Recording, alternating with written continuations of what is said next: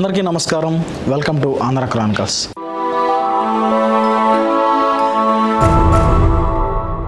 పెద్దలను ఎదిరించి ప్రేమ పెళ్లి చేసుకున్నారు.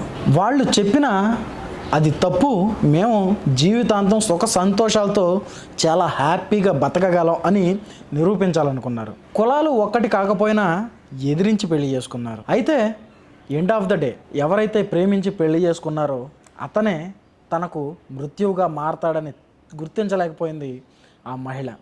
అది కూడా గర్భిణీగా ఉన్నప్పుడు తనని ముక్కలు ముక్కలుగా నరికి మూసీ నదిలో పడేశాడు ఆ దుర్మార్గుడు. అయితే అసలు విషయం ఏంటి, ఆ నరికింది ఎవరు, అసలు దానికి గల కారణాలు ఏంటి అంటే, మేడిపల్లిలో నివాసం ఉంటున్న మహేందర్ రెడ్డి, స్వాతి అనే దంపతులు ప్రేమించి పెళ్లి చేసుకున్నారు. అయితే వీళ్ళది కామారెడ్డి కూడా. స్వాతగా మహేందర్ రెడ్డిది కాపు సామాజిక వర్గం, ఈ స్వాతిది యాదవ సామాజిక వర్గం. ఇద్దరూ పెళ్లి చేసుకుంటామని పెద్దలను అడిగితే పెద్దలు నిరాకరించారు. పెద్దలను ఎదిరించి ప్రేమ పెళ్లి చేసుకున్నారు. అంతా సజావుగానే జరుగుతుంది. దూరంగా వెళ్ళి పెద్దలు చెప్పింది అబద్ధం అని నిరూపించాలనుకున్నారు.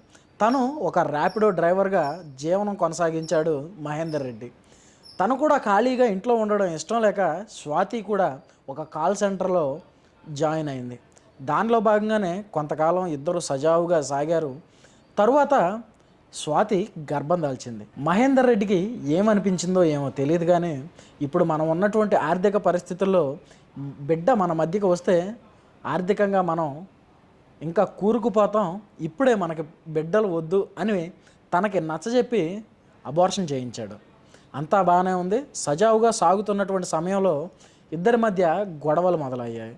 దీనిలో భాగంగానే ఇరు వర్గాల పెద్దలు వచ్చి సెటిల్మెంట్ చేశారు. అంతా బాగుంది. అదే సొంత ఊరిలో ఉంటూ వాళ్ళు జీవనం సాగించాలని పెద్దలు నచ్చజెప్పారు. దానిలో భాగంగానే ఇద్దరు ఉండడం మొదలుపెట్టారు. అంతా బాగానే ఉంది. మరలా కొంతకాలానికి ఇద్దరి మధ్య గొడవలు అయ్యాయి. దీనిలో భాగంగానే మహేందర్ రెడ్డి మీద స్వాతి 498 కేసును కూడా పోలీస్ స్టేషన్లో పెట్టింది. పోలీస్ స్టేషన్లు కూడా మహేందర్ రెడ్డిని హెచ్చరించి మంచిగా ఉండాలని, మంచిగా జీవనం కొనసాగించాలని హెచ్చరించడంతో మహేందర్ రెడ్డి మరలా నార్మల్గా స్వాతితో మెలగడం మొదలుపెట్టాడు. అంతా బాగానే ఉంది. కాలక్రమేణా సెటిల్ అవ్వాలంటే ఈ ఊరిలో ఉంటే కుదరదు అని వాళ్ళు మేడిపల్లికి షిఫ్ట్ అయ్యారు. అక్కడ ఉండే తను ర్యాపిడో డ్రైవర్గా జీవనం సాగించడం, స్వాతి యథావిధిగా కాల్ సెంటర్లో పనిచేయడం మొదలుపెట్టింది. అయితే స్వాతి మరలా గర్భం దాల్చింది. ఇక్కడే అసలు కథ మొదలైంది. మహేందర్ రెడ్డికి అనుమానం పట్టుకుంది. స్వాతి వేరే అతనితో శారీరక సంబంధం పెట్టుకుంది, అందువల్లే స్వాతి గర్భం దాల్చిందని మహేందర్ రెడ్డి భావించి తనని ఆ గర్భం తొలగించుకోవాలని పట్టుబట్టాడు. కానీ స్వాతి వినలేదు. నాకు ఎట్టి పరిస్థితుల్లో బిడ్డ కావాలని మొండి పట్టుబట్టింది. దానిలో భాగంగానే వీరిద్దరి మధ్య పలుమార్లు గొడవలు కూడా జరిగాయి. అయితే కొన్నిసార్లు గొడవలు అయినప్పుడు ఒకానొక టైంలో మహేందర్ రెడ్డి ఒక ఆక్సా బ్లేడ్ని కొని తన దగ్గర దాచాడు. అంటే ఎప్పటి నుంచో స్వాతిని హతమార్చాలని ఈ మహేందర్ రెడ్డి ప్లాన్ చేస్తూనే ఉన్నాడు. దీనిలో భాగంగానే ఈ నెల 22న స్వాతి తనని హాస్పిటల్కి తీసుకువెళ్ళాలి అని అడగగా మహేందర్ రెడ్డి నేను తీసుకువెళ్ళను అని కరాఖండిగా చెప్పాడు. దీనిలో భాగంగానే వీళ్ళిద్దరి మధ్యలో గొడవ జరిగింది. 23వ తారీఖు ఈ గొడవలో భాగంగానే మహేందర్ రెడ్డి స్వాతిని గొంతు నులిమి ఊపిరాడకుండా చంపేశాడు.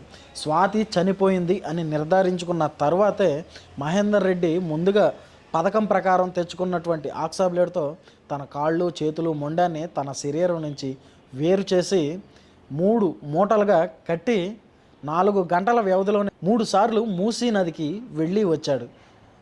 విషయం ఏంటయ్యా అంటే ఆ 3 మూటలలో ఆ స్వాతి యొక్క నరికిన కాళ్ళు, చేతులు, తల భాగాలు ఉన్నాయి. తర్వాత ఏమనుకున్నాడో ఏమో తెలియదు, కానీ మహేందర్ రెడ్డి చెల్లికి ఫోన్ చేసి స్వాతి కనిపించట్లేదు, నాకెందుకో కంగారుగా ఉంది అని చెప్పడంతో మహేందర్ రెడ్డి చెల్లి తన భర్త అయినటువంటి గోవర్ధన్ రెడ్డికి ఫోన్ చేసి విషయం అంతా చెప్పింది.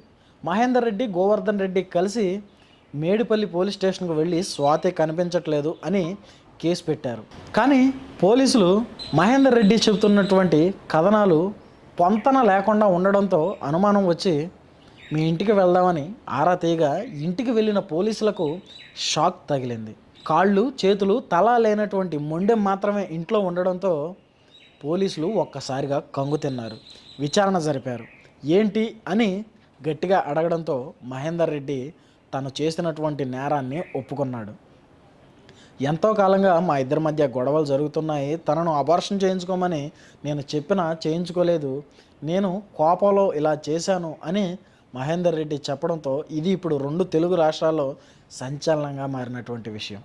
మరి తను ప్రేమించినటువంటి వ్యక్తితో తనతో జీవితాంతం సుఖ సంతోషాలతో ఉండొచ్చు అని తనతో 7 అడుగులు నడిచిన భార్యని అంత కిరాతకంగా చంపడానికి గల కారణం ఏంటి అంటే, ఇతను గతం నుండే తన మీద అనుమానంతో ఉండేవాడు, అలాగే తనని వేధిస్తూ ఉండేవాడు.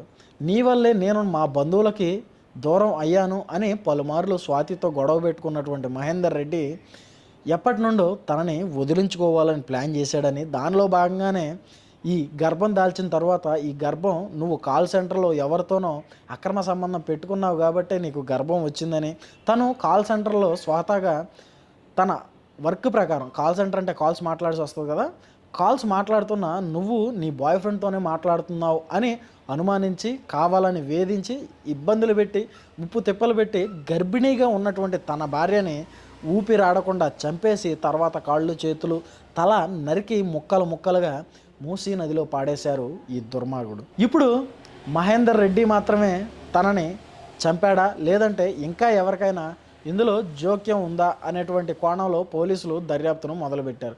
మరి ఏది ఏమైనా కానీ నమ్మి వచ్చినటువంటి భార్యని అలా చేయడం ఎంతవరకు కరెక్ట్ అంటారు? ఇలాంటి వెధవకి ఎలాంటి శిక్ష వేస్తే ఇలాంటి వెధవలు మారుతారు? మీకేమనిపిస్తుందో మీ అభిప్రాయాన్ని కామెంట్ రూపంలో తెలియజేయండి. Thanks for watching. This is Rajesh signing off. Andhra Chronicles. Thank you.